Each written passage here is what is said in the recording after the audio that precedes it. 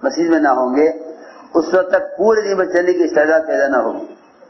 آپ اندازہ کریں حیات الصحابہ میں حضرت نے عنوان قائم کیا ہے مسجدیں کیوں بنائی جاتی تھی, صحابہ مسجد میں کیا کیا کرتے تھے, کہ مسجدیں کیوں بنائی جاتی تھی اور صحابہ مسجد میں کیا کیا کرتے تھے. اس کے لیے حضرت نے بہت تفصیل سے مسجد نبوی کے سارے اعمال جمع کیے ہیں کہ صحابہ مسجد میں کیا کیا کرتے تھے اور مسجدیں کیوں بنائی جاتی تھی. میں نے عرض کیا کہ نماز تو مسجد کا ایک عمل ہے, اس کے علاوہ جو اعمال ہیں ایمان کے حلقے, علم کے حلقے, قرآن کو سیکھنے کے حلقے, یہ سارے حلقے مسجد کے اندر لگائے جاتے تھے. سارے حلقے مسجد کے اندر لگائے جاتے تھے. بیان کے دوران بیان ہوتا رہتا تھا, نماز کھڑی ہو جاتی تھی کہ حلال حرام کے تذکرے ہو رہے ہوتے تھے کہ نماز کا وقت آ جاتا تھا.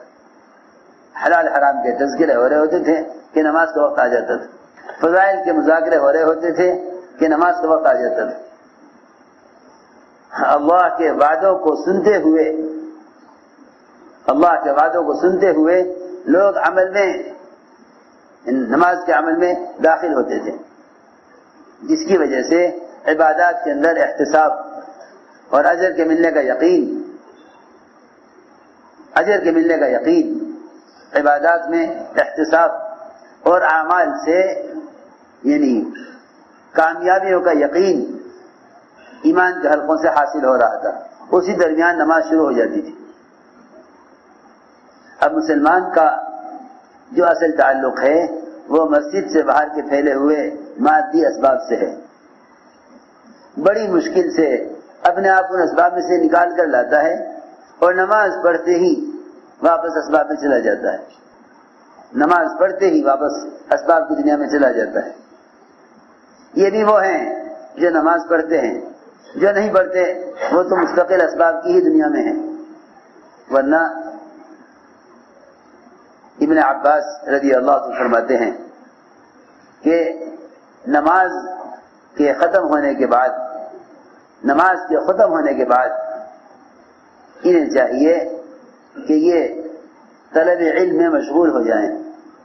فرماتے ابن عباس رضی اللہ تعالیٰ عنہ اذا قضیت الصلاۃ فانتشروا فی الارض وابتغوا من فضل اللہ, کہ یہ نماز ہو چکے تو ان کو چاہیے کہ یہ علمی حلقوں میں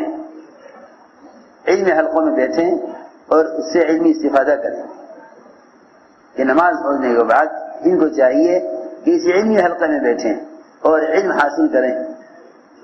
ابن عباس کی تفسیر یہ ہے, وہ یہ کہتے ہیں کہ نماز کے بعد اللہ کے ذہن پھیل جانا تجارت کے لیے نہیں ہے بلکہ طلب رزق کے لیے ہے, بلکہ طلب علم کے لیے ہے. طلب رزق کے لیے نہیں بلکہ طلب علم کے لیے ہے. نماز ہو چکے انہیں چاہیے کہ نماز کے بعد علم حاصل کرنے کے لیے مختلف حلقوں میں بکھر جائیں طلب علم کے لیے. فرماتے ہیں کہ اگر مسجد سے نکلنا ہی ہے تو 3 کاموں کے لیے نکل سکتا ہے, یا کسی مسلمان کی زیارت کے لیے, یا کسی بیمار کی عیادت کے لیے, یا کسی جنازے کے ساتھ قبرستان تک جانے کے لیے. ورنہ بہتر یہ ہے کہ مسجد میں طلب علم کے لیے نماز کے بعد کسی حلقے میں بیٹھ جائے. وہ فرماتے ہیں کہ نماز کے بعد منتشر ہونا وہ طلب رزق کے لیے نہیں بلکہ فرماتے ابن عباس رضی اللہ عنہ کہ وہ منتشر ہونا طلب علم کے لیے ہے. یہ علم بھی مسجد سے لیا جاتا تھا, علم مسجد سے لیا جاتا تھا. سنو غور سے, علم مسجد سے لیا جاتا تھا. مسجد سے علم کا لینا اتنا مؤثر تھا مسجد سے علم کا لینا اتنا مؤثر تھا کہ مسجد سے علم لینے والا خود تو عمل کرتا ہی تھا, مسجد سے علم لینے والا خود تو عمل کرتا ہی تھا, لیکن دوسروں کے لیے بھی اس کی دعوت دوسروں کے لیے اتنی مؤثر تھی. سنو غور سے, ایک صحابی نے سنا مسجد میں کہ شراب حرام ہو گئی, ایک صحابی شراب کی حرمت کا حکم سن کر نکلے مسجد سے اور مدینہ منورہ کی آبادی میں اعلان کر دیا کہ اے لوگوں سن لو، شراب حرام ہو گئی۔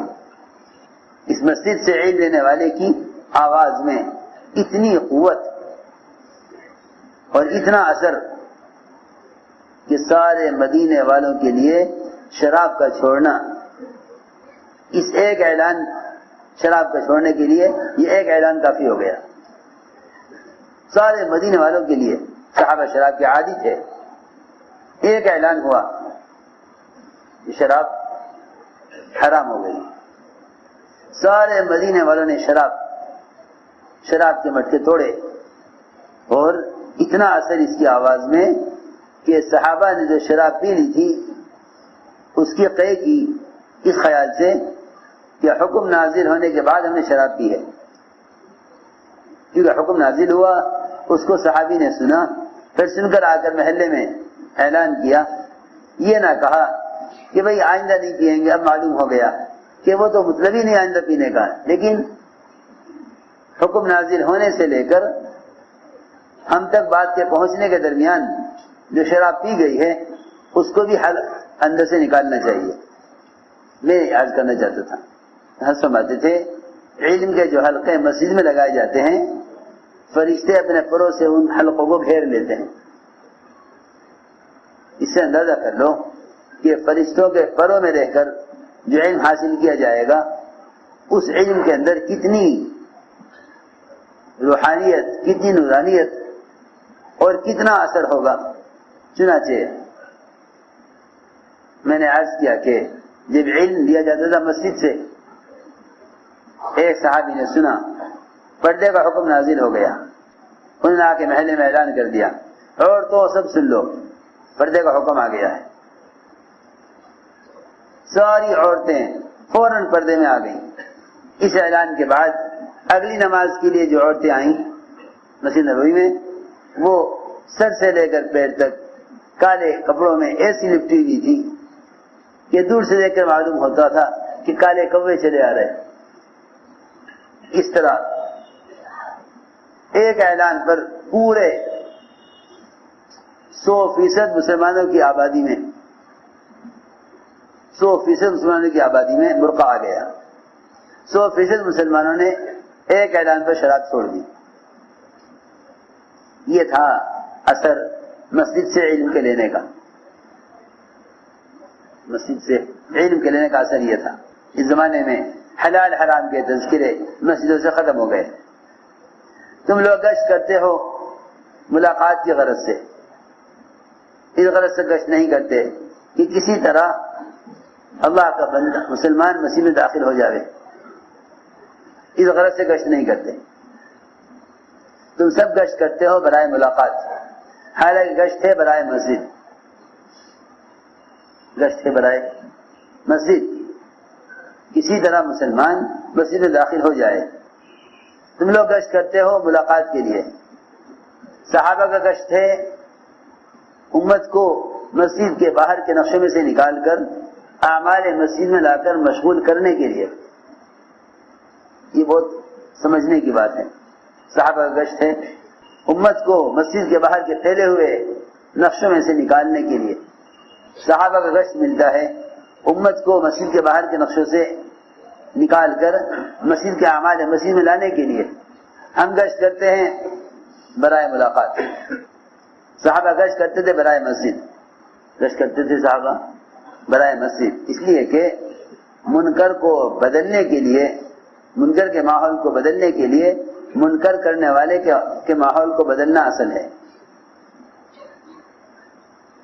منکر کے ماحول کو بدلنے کے لیے، منکر کے ماحول کو ختم کرنے کے لیے کوشش منکر کے ختم کرنے پر نہیں کی جائے گی، بلکہ کوشش کی جائے گی منکر کرنے والے کے ماحول کو بدلنے کے لیے، منکر کرنے والے کے ماحول کو بدلنے کے لیے۔ ایک کیونکہ جو منکر کا ماحول ہے وہ منکر کرنے والے کے عمل سے ہے۔ منکر کا ماحول کہاں سے ہے؟ منکر کا ماحول منکر کرنے والے کے عمل سے ہے۔ برائی کا ماحول برائی کرنے والے کے عمل سے ہے. اس ماحول کو بدلنے کے لیے اس کے سوا کوئی راستہ نہیں تھا کہ اس کے ماحول کو بدل دیا جائے. اس کے ماحول کو بدل دیا جائے, اس کی جگہ کو تبدیل کیا جائے, اسی جگہ تبدیل کی جائے. کیونکہ مسجد کے ماحول میں آ کر بات کا سننا یہ تو دلوں کو سب سے زیادہ متاثر کرنے کی جگہ ہے. سب سے زیادہ دل متاثر ہوتے ہیں مسجد کے ماحول سے. طفیل ابن عمر دوسی قبیلہ دوس کے ایک صحابی ہیں.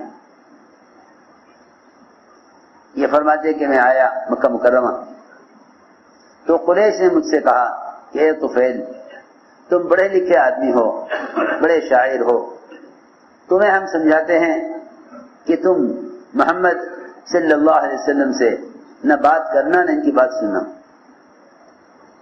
اس لیے کہ ان کی بات کے اندر ایسا اثر ہے کہ جو بات ان کی سنتا ہے وہ ان کے دل میں داخل ہو جاتا ہے.